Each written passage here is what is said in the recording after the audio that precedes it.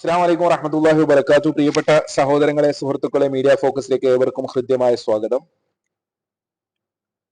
ജനങ്ങളെ എങ്ങനെയൊക്കെ കബളിപ്പിക്കാൻ പറ്റുമോ അങ്ങനെയൊക്കെ കബളിപ്പിക്കുക, പറ്റിക്കുക, ചതിക്കുക എന്നത് ഒരു ദിനചര്യ പോലെ ജീവിതത്തിന്റെ ഭാഗമായി കൊണ്ടു നടക്കുന്ന ആളുകളാണ് സമസ്ത മുസ്ലിയാക്കന്മാർ, പ്രത്യേകിച്ച് AP സമസ്തയിലെ പുരോഹിതന്മാർ.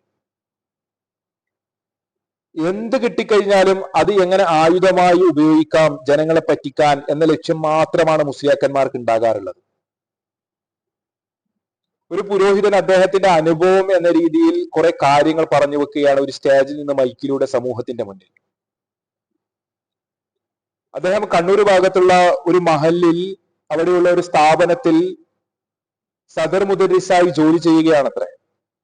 അങ്ങനെ ജോലി ചെയ്യുന്ന ആ സ്ഥാപനത്തിന്റെ, ആ മഹലിന്റെ സെക്രട്ടറി കടുത്ത AP വിരോധിയാണ്. AP സമസ്തയുടെ മുസ്ലിയാക്കന്മാരെ കണ്ണെടുത്താൽ കണ്ടുകൂടാത്ത ഒരാൾ, കാന്തപുരത്തെ അതിശക്തമായി വിമർശിക്കുന്ന ഒരാൾ. അങ്ങനെയുള്ള ഒരാളെ സെക്രട്ടറി ആയിട്ടുള്ള മഹലിലെ സ്ഥാപനത്തിലെ സദർ മുദരിസായിക്കൊണ്ടാണ് കാന്തഭക്തൻ, അതിയറ്റ കാന്തഭക്തനായ മുസ്ലിയാർ ജോലി ചെയ്യുന്നത്.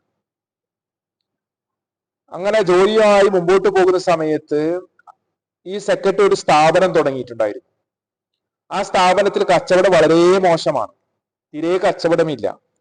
അപ്പോ മുസ്ലിയാരോട് പറഞ്ഞു, ഉസ്താദെ എന്തെങ്കിലുമൊക്കെ എഴുതി തന്നു കഴിഞ്ഞാൽ. അങ്ങനെ പറഞ്ഞപ്പോ ഇതിനോടൊന്നും വലിയ താല്പര്യമുള്ള ആളല്ല ഈ കാന്തഭക്തൻ, പക്ഷെ എന്നിട്ടും എഴുതി കൊടുത്തു. എന്താണ് എഴുതി കൊടുത്തത്? നമുക്ക് മുസ്ലിയാർ ഇങ്ങനെ സംസാരിച്ച് ആ കാര്യങ്ങളൊക്കെ പറയുന്ന ഒന്ന് കേൾക്കാം. ഇതിലൂടെ എന്ത് സന്ദേശമാണ് ഈ പുരോഹിതൻ സമൂഹത്തിന് നൽകുന്നത് എന്നതാണ് നമ്മുടെ വിഷയം. മുസ്ലിയാരുടെ സംസാരം നമുക്കൊന്ന് കേൾക്കാം. ഞാൻ കണ്ണൂർ ജോലി ചെയ്യുമ്പോ ഒരു മൂരിക്കാക്കണ്ടായിരുന്നു, ഭയങ്കര ദേശീയ എപ്പിസ്ഥാനോട്, ഭയങ്കര ദേശീയ എപ്പിസ്ഥാൻ കേട്ടൂടെ ചങ്ങായി. നിങ്ങൾ നോക്കണം, അദ്ദേഹം നടത്തിയ ഒരു പ്രയോഗം കണ്ടില്ലേ, മൂരിക്കാക്ക. കണ്ണൂർ ഭാഗത്തുള്ള ഒരു മഹലിൽ ഒരു മൂരിക്കാക്ക ഉണ്ടായിരുന്നു എന്ന് പറഞ്ഞിട്ടാ തുടങ്ങുന്നത്. ആരാണ് ഈ മൂരിക്കാക്ക? അദ്ദേഹം തുടർന്ന് പറയും, അയാളാണ് മഹല്ല് സെക്രട്ടറി. ഞാൻ എങ്ങനെയുണ്ട്? അയാളാണ് മഹല്ല് സെക്രട്ടറി. ആ മഹല്ല് സെക്രട്ടറിയിൽ എന്തായിട്ടാണ് ഈ പറയുന്ന കുബൂരി ജോലി ചെയ്യുന്നത്? അത് ഇദ്ദേഹം പറയട്ടെ. എങ്ങനെയുണ്ട് സഹോദരങ്ങളെ, എങ്ങനെയുണ്ട്? AP സമസ്തയെ കണ്ണെടുത്താൽ കണ്ടുകൂടാത്ത, ശക്തമായി കാന്തപുരത്തിനെതിരെ തിരിയുന്ന ഒരാൾ സെക്രട്ടറി ആയിട്ടുള്ള മഹല്ലിലെ സ്ഥാപനത്തിൽ സദർ മുദരിസായി ജോലി ചെയ്യുകയാണ് ഈ കാന്തഭക്തൻ. എന്നിട്ട് ആ കാന്തഭക്തനാണ് പിന്നീട് സ്റ്റേജിലൂടെ വിളിച്ചു പറയുന്നത് ഈ കാര്യങ്ങളൊക്കെ. അവിടെ പറയുന്ന ആ സെക്രട്ടറിയെയാണ് വിളിച്ചത് എന്ത്? മൂരി എന്ന്, മൂരിക്കാക്ക എന്ന് വിളിച്ചത് ആ മഹലിന്റെ സെക്രട്ടറിയാണ്. എന്നിട്ട് ബാക്കി പറയട്ടെ. കണ്ടെടുത്ത് കൊണ്ടുവിടാം. എങ്ങനെയുണ്ട് സഹോദരങ്ങളെ? ഈ മുസ്ലിയാരുടെ ഒരു ആത്മാർത്ഥത എങ്ങനെയുണ്ട്? കാന്തപുരത്തെ ചീത്ത വിളിക്കുന്നൊക്കെ ഇദ്ദേഹം കേൾക്കാറുണ്ട്, പക്ഷെ ഇദ്ദേഹത്തിന്റെ ജോലി എന്താണ്? സദർ മുദരിസ് ആണല്ലോ. അപ്പോ അതിനെ എതിർക്കാൻ വേണ്ടി പറ്റില്ല, കാരണം അത് സെക്രട്ടറിയുമാണ്. ഈ മൂരിക്കാക്ക എന്ന് പറയുന്നത് സെക്രട്ടറിയുമാണ്. അദ്ദേഹത്തെ എതിർത്ത് സംസാരിക്കാൻ വേണ്ടി പറ്റില്ലല്ലോ.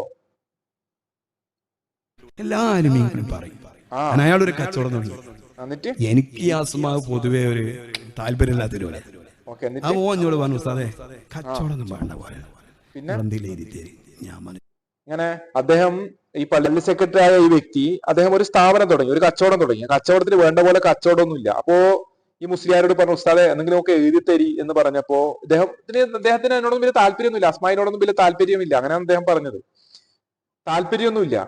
എന്നിട്ടും ഒരു വെള്ള പേപ്പർ കൊണ്ടാ ഞാൻ എഴുതി തരാം എന്ന് പറഞ്ഞിട്ട് എഴുതി കൊടുക്കണം. എന്താണ് എഴുതി കൊടുക്കുന്നത് എന്നാണ് എനിക്ക് കേൾക്കേണ്ടത്. ഞാൻ പേര് അക്ഷരങ്ങൾ അങ്ങനെയാണ്, മുഖത്തായത്തായ ഹർഫോട് കൂടെ പേര്, താജുലുമിന്റെ പേര്, പിന്നെ ഇങ്ങനെ എല്ലാ മഹാന്മാരും നമ്മളെ മഹാന്മാരെ പേരൊക്കെ ഈ മൂരിക്കാക്കാന്റെ കയ്യിൽ കൊടുത്തു. അയാള് വലിയ കേട്ടില്ലേ, ആ മൂരിക്കാക്കാന്റെ കയ്യിൽ കൊടുത്തു. എന്താണ് കയ്യിൽ കൊടുത്തത്? അദ്ദേഹത്തിന് തീരെ ഇഷ്ടമില്ലാത്ത കാന്തപുരത്തിന്റെയും അതുപോലെ തന്നെ തങ്ങന്മാരുടെയും ഒക്കെ നേതാക്കന്മാരുടെയും ഒക്കെ പേരുകൾ ഇങ്ങനെ എഴുതിയിട്ട് അങ്ങ് കൊടുത്തു. എന്നിട്ട് അയാൾ വലിയ ഭക്തിയോടെ അത് കൊണ്ടുപോയി. എന്ത് ചെയ്യണം, വർക്കത്തോട് കൂടെ കച്ചവടം വലുതായി. എങ്ങനെയുണ്ട്? കച്ചവടം വലുതായി, കച്ചവടം ഭയങ്കരമായി കൂടി. എന്താപ്പ കാട്ടണ്? കച്ചവടം കൂടിയെന്നാ പറയുന്നത്. എന്താപ്പ കാട്ടണ്? ആട്ടെ, എന്നിട്ട് ബാക്കി പറയാം. ഉള്ളാളത്തെ പാപ്പാന്റെ പേര് എഴുതി കഴിഞ്ഞാൽ ബർക്കത്തിലാടുക്കുവോ?